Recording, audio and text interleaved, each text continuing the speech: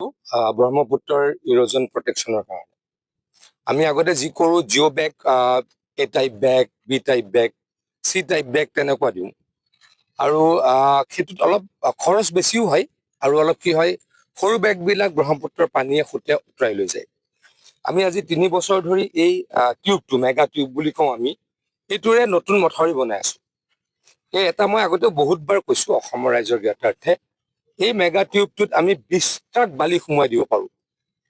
আৰু 20 ট্ৰাক বালি সোমাই দিলে বহুত বেছি ওজন হয় আৰু ইয়াক কোনো পধ্যে টানিও লৈ যাব নোৱাৰি, ভাঙিবও নোৱাৰি।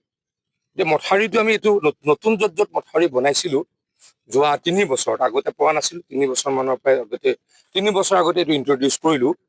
এতিয়া আমি যদি ক'ৰবাত এটা মথাউৰি বনাব লাগে, এই বেগটোত প্ৰথমে মাটি ভৰাব লাগিব, তাৰ ওপৰত মাটি পেলাব লাগিব, আৰু তেতিয়াহ'লে ব্ৰিজ আৰু কেতিয়াও নহ'ব বুলি আমি ভাবো।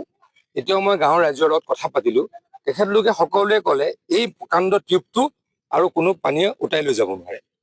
লাহে লাহে যদি এইটোত আমি ছাকচেছফুল হওঁ, তেতিয়াহ'লে আমি A type, C type, B type বেগৰে য'ত কৰোঁ সেইটো প্ৰক্ৰিয়াটো বন্ধ কৰিব লাগিব।